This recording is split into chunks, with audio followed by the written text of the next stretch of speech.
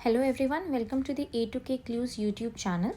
आज हम most important vocabulary cover करने वाले हैं इस वीडियो में, जो आने वाले CUET एग्ज़ाम के लिए बहुत ही ज़्यादा इम्पॉर्टेंट है।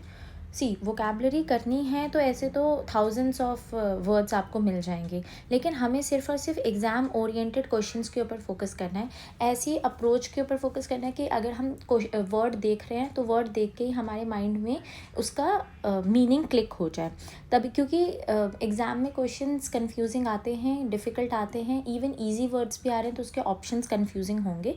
सो आपको एग्जैक्ट मीनिंग उसका जानना ही रहेगा, तभी आप उस क्वेश्चन को अटेम्प्ट कर पाएंगे।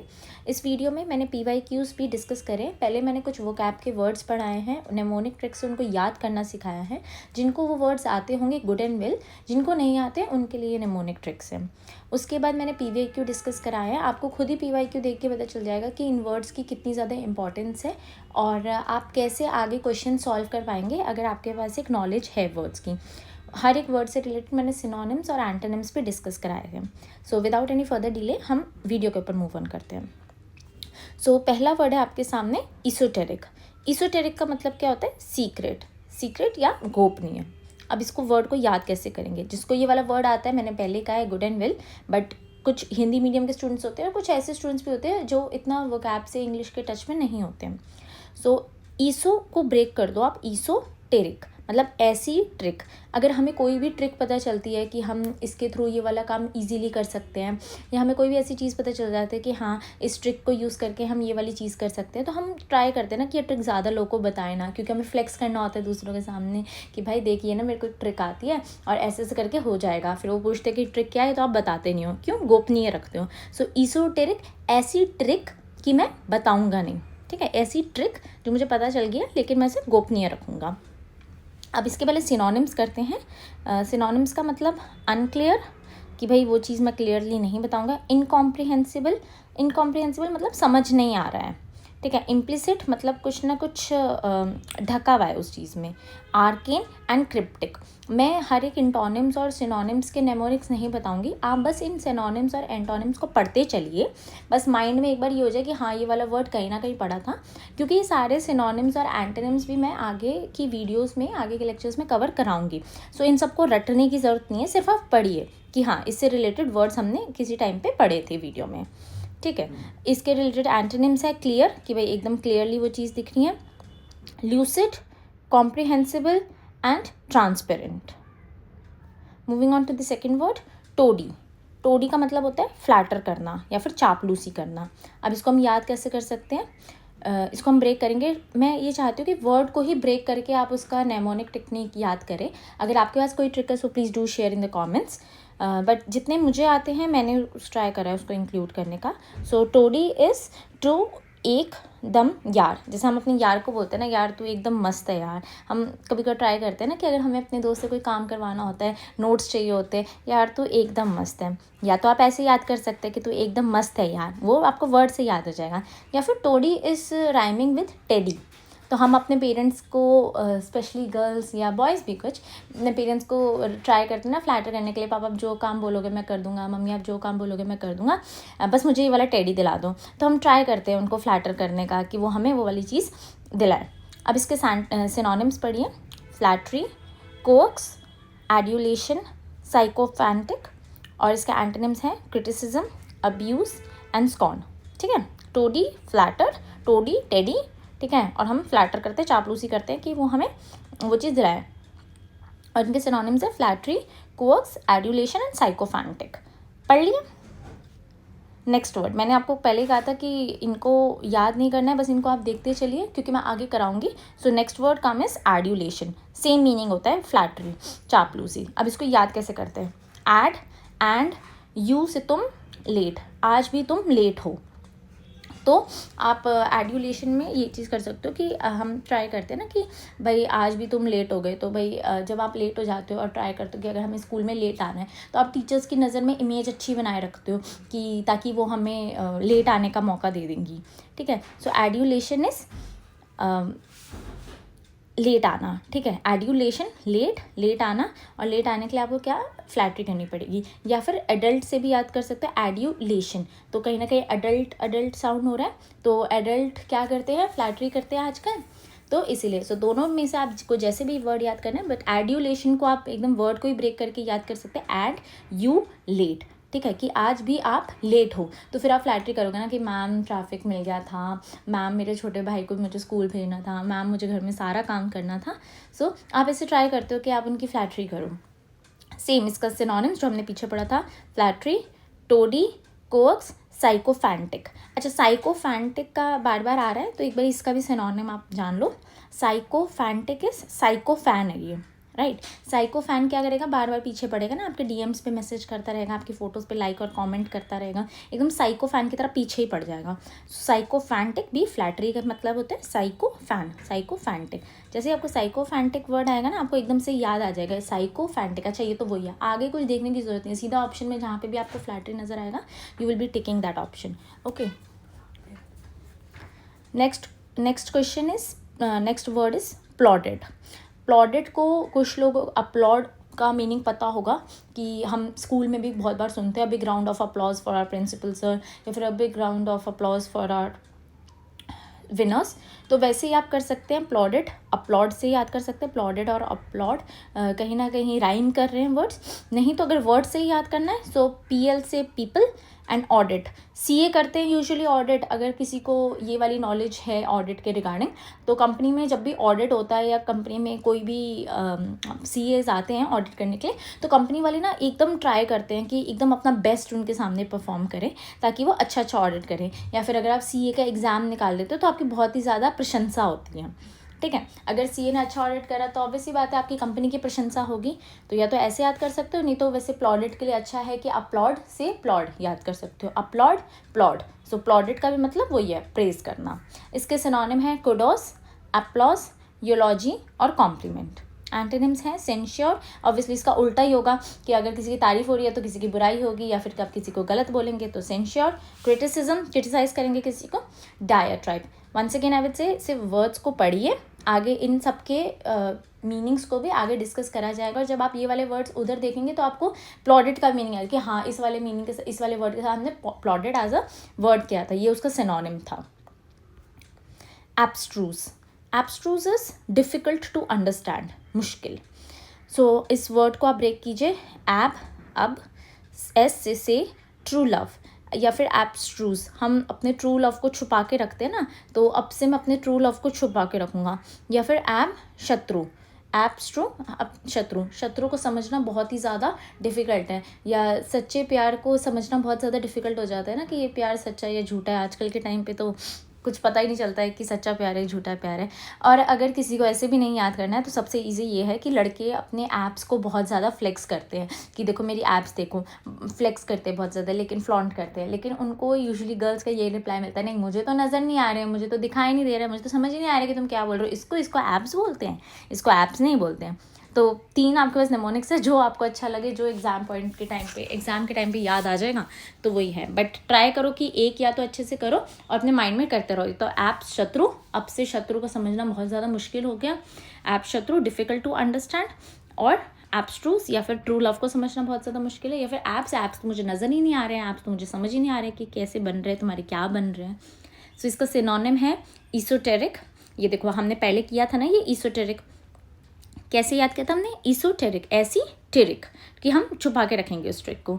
इक्विवोकल, आर्केन, इनआर्टिकुलेट, इसके एंटोनिम्स होंगे कॉम्प्रिहेंसिबल, इंटेलिजिबल। आपको वर्ड्स पता है, देखकर ही पता लग जाएंगे कि हाँ हमने पहले करे हुए हैं, और अगर एग्जाम में भी आएंगे ना तो आपको समझ आ जाएगा कि हाँ हमने करे हुए हैं। नेक्स्ट इज आउटलैंडिश, आउटलैंडिश मतलब स्ट्रेंज, विचित्र।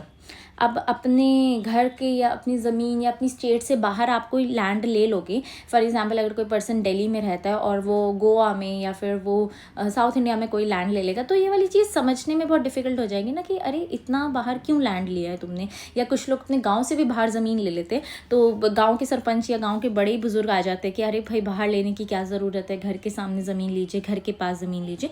सो आउटलैंडिश इस बहुत ही स्ट्रेंज, बहुत ही विचित्र बात है कि आउटलैंड, उसने आउट का लैंड लैंड ले लिया, आउटर लैंड ले लिया. So it is a very strange, it is a very difficult thing, it is a very like difficult तो नहीं, sorry, it is a very strange thing कि मतलब लोग ऐसे करते नहीं है कि अपने घर से बाहर या अपने गाँव से बाहर लैंड लें. सो आउट लैंड लेने वाले कौन लोग होते हैं? विचित्र लोग होते हैं, स्ट्रेंज लोग होते हैं. इसके सिनोनिम है एब्सर्ड, इनसेन, पेक्यूलियर और एरी. एरी को आप याद कर सकते हो, एडी. एडी है, एड़े होते हैं ऐसे लोग कि भाई अगर बाहर जाके लैंड ले रहे हैं तो एडी. एडी इज ऑल्सो एड़े, एड़े स्ट्रेंज एंड विचित्र. Next word is rancid. Rancid का मतलब होता है सड़ा हुआ.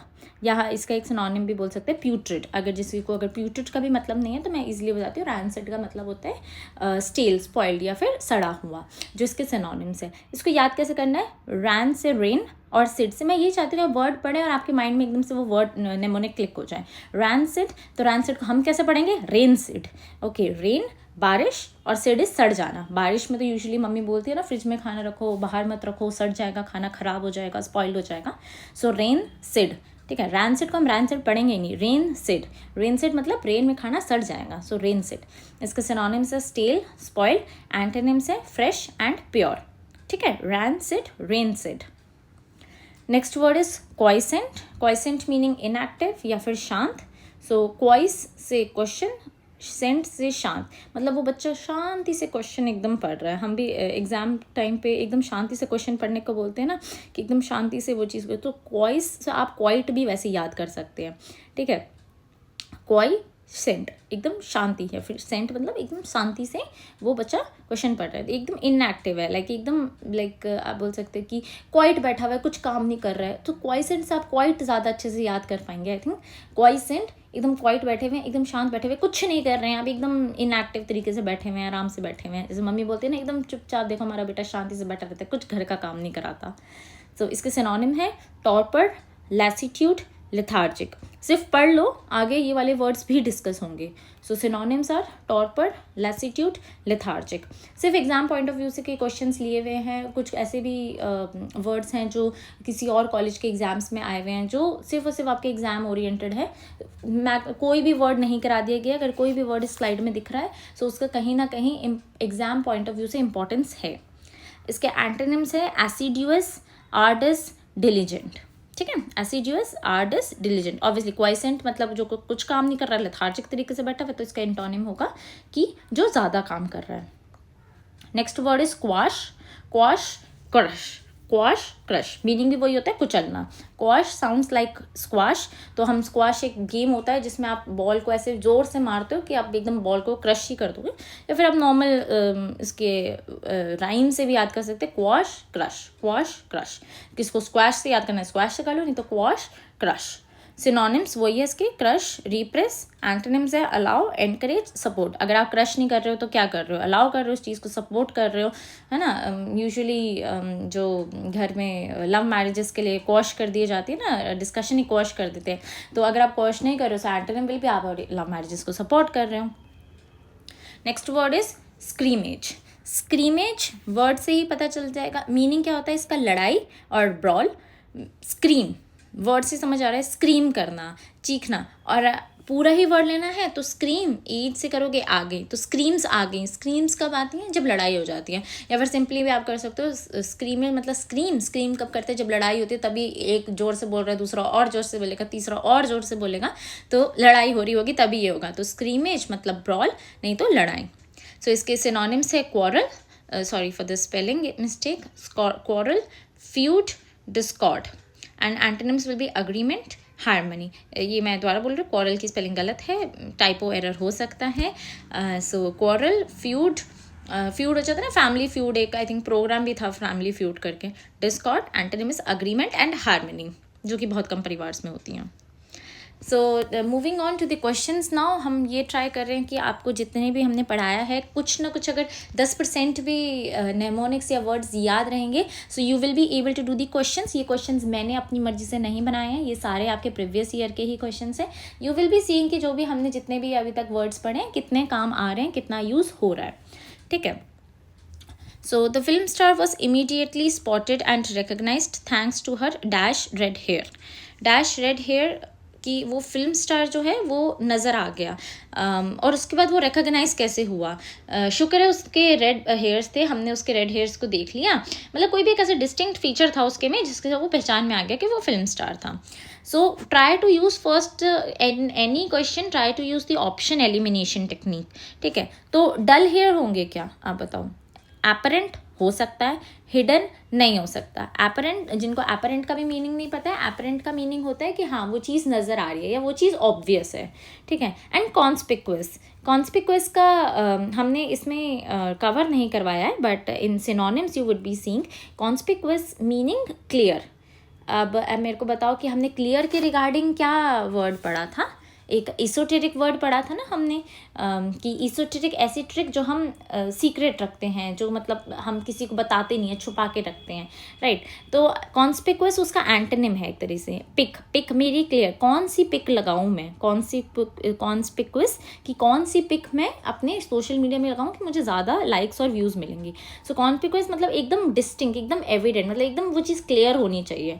तो ऑब्वियसली उसके हेयर्स, एक इसके रेड हेयर एकदम नज़र आए, एकदम क्लियरली नजर आए, तभी वो पहचान में आया कि वो एक फिल्म स्टार है।